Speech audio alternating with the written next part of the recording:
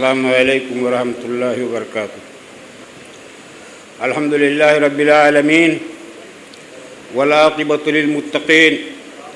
والصلاة والسلام علی رسولہ محمد وآلہ وصحبہ اجمعین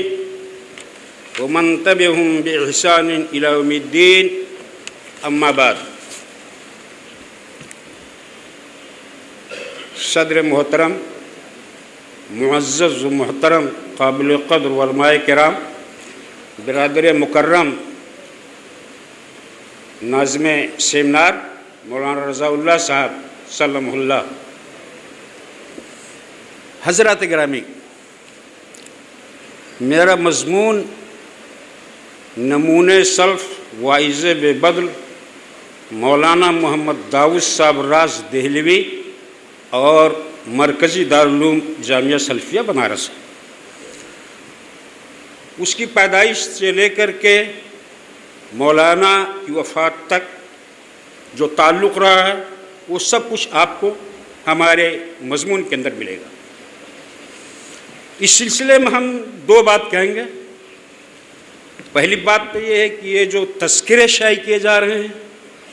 اس موضوع پر جو کتابیں شائع کی جا رہی ہیں، اس کا مقصد کیا ہے، اور تذکرہ نگاری کا آغاز کس نے کیا۔ دو بات، خاکہ نگاری، تذکرہ نگاری در حقیقت اسماء الرجال کی ایک ضروری کڑی ہے جس کے موجد مسلمان ہیں۔ تدوین حدیث کے وقت اسماء الرجال کی بنیاد پڑی جس کا تعلق تاریخ سے ہے۔ حفاظت حدیث کے سلسلے میں 100 سے زیادہ علوم و فنون ایجاد کیے گئے جس کا تمام تر سہرا محدثین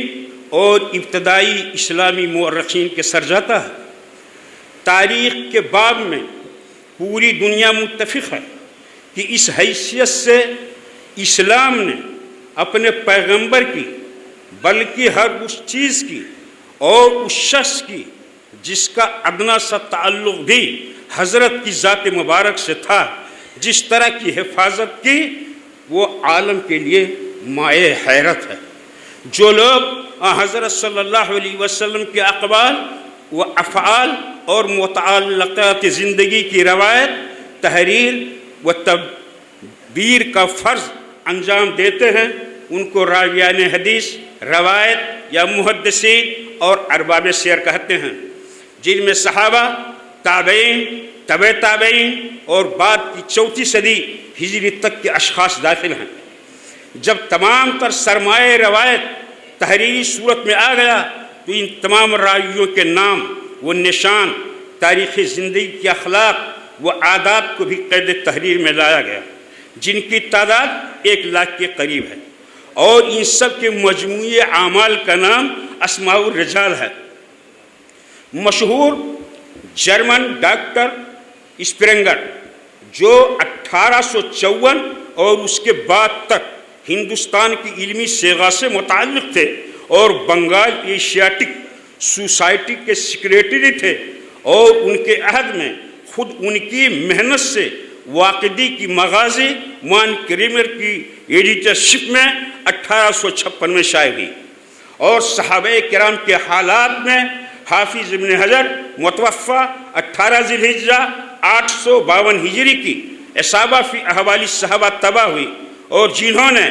جیسا کہ ان کا دعویٰ ہے کہ وہ پہلے یورپین شخص ہیں جنہوں نے خاص عربی ابتدائی ماخذ سے لائف آف محمد لکھی ہے اور مخالفانہ لکھی ہے، وہ بھی اصابہ کی انگریزی مقدمہ مطبوعہ کلکتہ 1803 پر اور 1864 میں لکھتے ہیں کہ کوئی قوم دنیا میں ایسی نہیں گزری، نہ آج موجود ہے، جس نے مسلمانوں کی طرح اسماء الرجال کا عظیم الشان فن ایجاد کیا ہو، جس کی بدولت آج 5 لاکھ شخصوں کا حال معلوم کیا جا سکتا ہے۔ بھائیو، اسی سلسلۃ الذہب کی ایک اہم کڑی مشاہیر علماء کرام کے تذکرے ہیں۔ سیر اور تراجم کا فن دلچسپ بھی ہے اور مفید بھی۔ قرآن مقدس میں गुज़श्ता तमाम अक़वाम व मिलल के वाक़यात बतौर इबरत व नसीहत के बयान किए गए हैं। उलमाए अफाजिल के तराजिम व हालात कलमबंद करने के पीछे चंद अवामिल व मकासद कार फरमा होते हैं। मशाहीर उलमा के अहवाल और कारनामों के मुताले से इंसानी तबाह को हौसला मिलता है और ज़िंदगी के मैदान में एक दूसरे से तजर्बात से इस्तिफ़ादा की राह हमार होती है। नंबर 2, अहद हाजिर के खवास व आवाम अपने सल्फ़ स्वालिहीन और बुजुर्गान दीन की कुर्बानियों से आगाह हों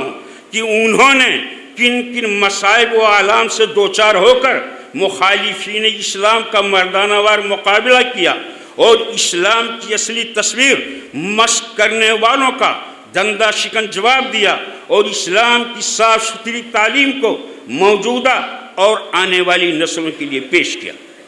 मौजूदा और आने वाली नस्लें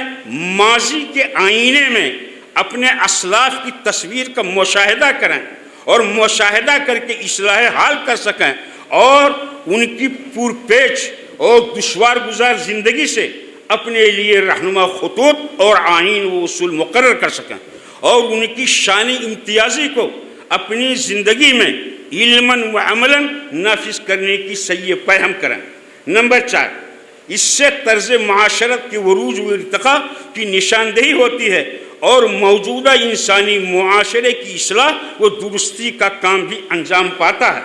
और इबरत व मौइज़त के बहुत सारे सामान अपने अंदर सुमोए हुए होते हैं जो आने वाली नस्लों के लिए मिसाल राह साबित होते हैं। लक़द कान लकुम फ़ी क़िससिहिम इब्रा लिउलिल अलबाब। नमूने सल्फ वाइज़ बेबदल अल्लामा मोहम्मद दाऊद राज देहलवी मुतवफ़ा 1981 की ज़ात 17 सिफ़ात की खिदमत जलीला व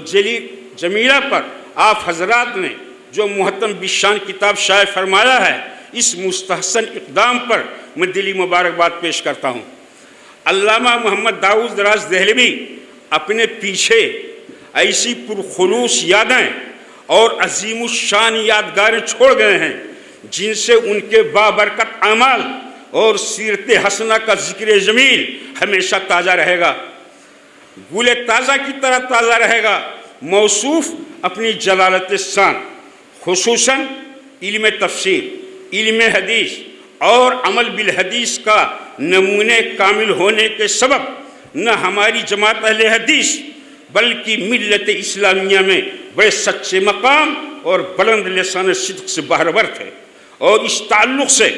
बर्र सग़ीर हिंद पाक और बाहर खुसूसन आलम इस्लाम में मौसूफ़ मुस्तनद व मोतबर मुहद्दिस के हिस्से से मारूफ व मशहूर थे, जिस पर तारीख़ी दस्तावेज़ें शाहिद अदल हैं। आप हज़रात ने